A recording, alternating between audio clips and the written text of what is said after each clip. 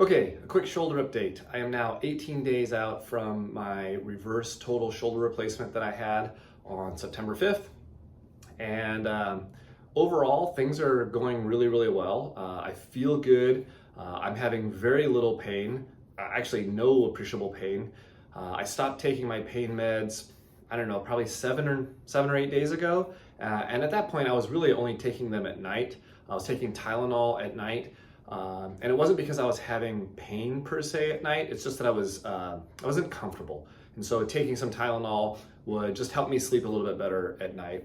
The few nights prior to that, I was still taking the narcotics, but again, only taking them at night. And it was just to help with sleep. But now I'm not even really having any pain at night. And I feel like my sleep has probably gotten back to the point of where it was prior to surgery.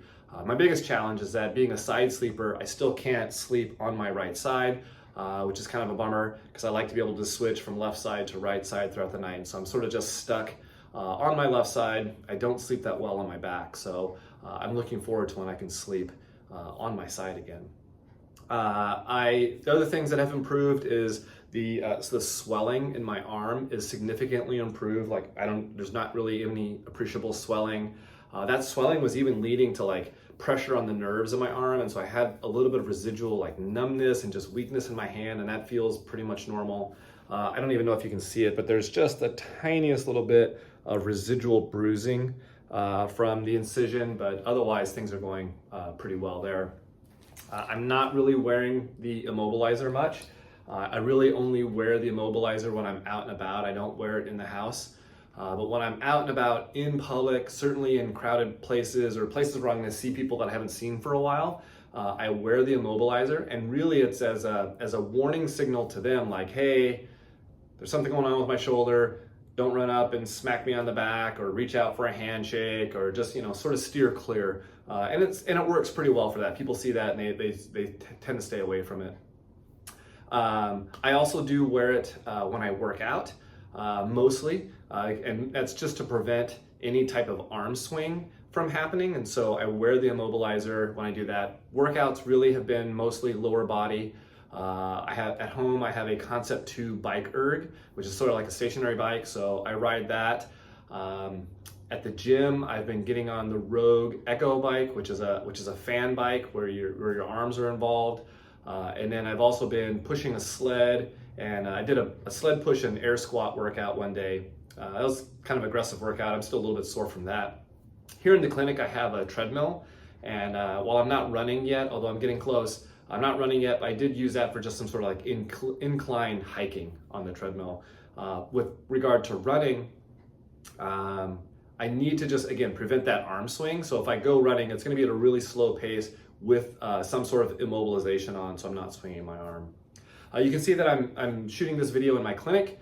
I thought I would be probably taking 4 to 6 weeks off from the clinic, but I'm actually feeling like I could get back in here and start to do some things.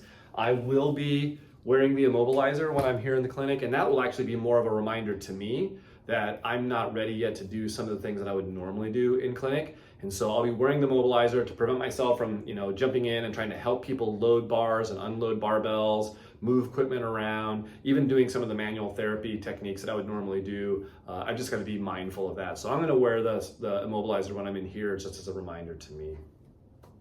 3 days ago, I did have a follow-up at my surgeon's office. It was with the physician's assistant, not with my actual surgeon, which was fine because there really wasn't that much to do other than remove the staples. I had 21 staples in the incision, so the PA removed the staples, looked at the incision, everything looks good. I'm now able to shower without having to cover everything up, so I can let water sort of run over my incision. What I can't yet do though is soak, so no hot tub, no bath or anything like that. I am looking forward to when I can hop back into the hot tub. And then from an activity perspective, really didn't increase my activity much other than now. Before I was only doing elbow, wrist, and hand type of exercises, and now I can do some shoulder work, but it's got to be assisted range of motion. So I can't really just do it under my own power. I need some assistance to do it, right? And I can only go to the level of horizontal or to shoulder level. And I can do like 5 sets of 5 times a day. there's really no pain when I do that. When I get my arm up to horizontal, there's no pain. I feel like I could probably go a little bit further. I'm not gonna push it, but I feel like I probably could go a little bit further. There is a little bit of tightness, so I know that once I'm released to start going up overhead, it's gonna take a while to regain that range of motion. I'm still limited. They don't want me pushing back this way, no reaching back this way for fear of dislocation. And I'm also not supposed to press up. So like if I get out of bed, I've got to keep this arm protected and not use my arm or my elbow to press myself up. That's to prevent potential for dislocation, but also because they were able to do that repair to my subscapularis, part of my rotator cuff. I've got to protect that still. If I do too much pressure pushing in this way, I could disrupt that repair, and then it's not going to be there to provide the stability that we're hoping that it will. So all in all, things are going well. For the next 4 weeks, I'm still limited. I can only do that active assisted range of motion and then start to increase some of my own exercise, being wary of what I'm doing with the arm. But overall, I feel pretty good, and I'm looking forward to going back to see my doctor in 4 more weeks and be released for some more activities. So thanks for following along. If you've got any questions, just drop them in the comments. I'm happy to answer any questions you might have, and I look forward to providing some more updates. Thanks.